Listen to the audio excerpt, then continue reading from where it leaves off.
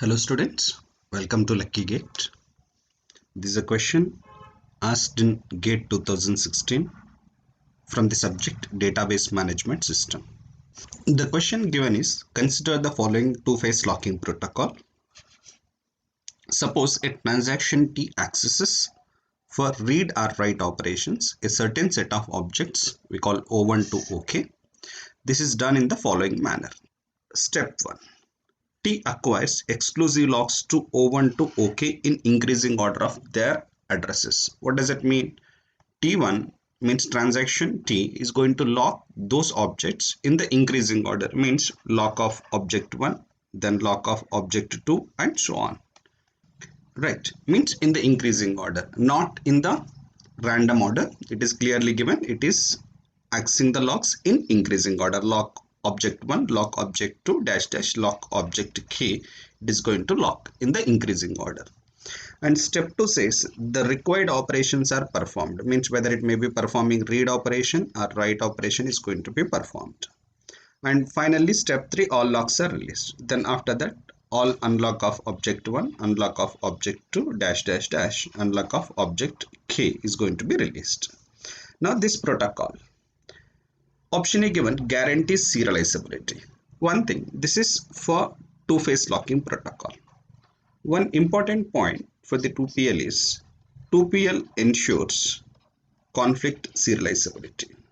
2PL ensures conflict serializability, so that it is guaranteeing the serializability, it is correct. And deadlock freedom.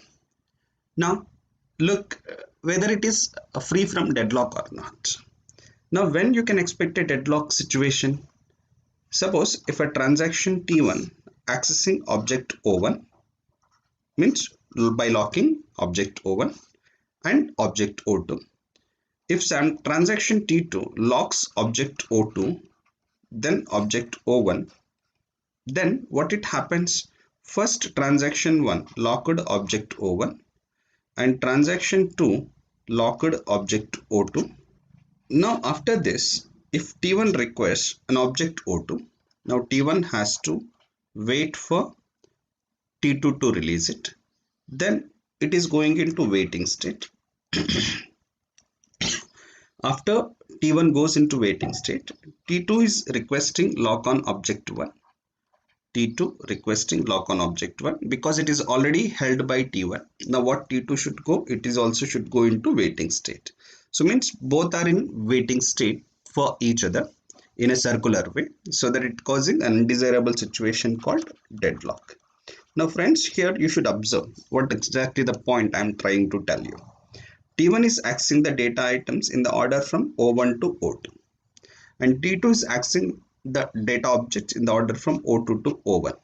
So means if O1 to O2 is the order for some transaction and O2 to O1 is the order for some other transaction, then it is causing the deadlock situation.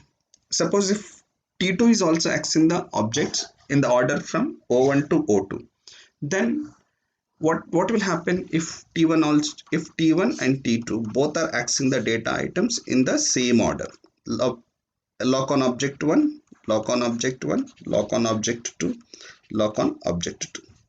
Now see what T1 do. First locks object 1, next T2 locks object 1, but object 1 is already locked by T1, so it is going into waiting state. Because it is waiting state, now no further instructions are going to be executed. Now look at then what T1 is accessing lock on object 2. Then after lock on object 2, there may be unlock instructions. Then after T1 unlocks all the objects, now T2 can continue their executions by acquiring the locks on all the other objects. So is it there any possibility of a deadlock? No. It means, what is the point you understand? The point we understand is if objects are accessed in particular order by all the transactions, there will be no deadlocks. Here I am writing as a note, if all objects are accessed by the transactions in same order, it will not causes any deadlocks, or else we can say it is free from deadlocks. When it is to have a deadlock situation, if the transactions are accessing the data items or data objects in different orders, causing a deadlocks. All objects are accessed by transactions in the same order. If it is in the same order, then it is free from deadlock. These are the 2 points to be noted from the question.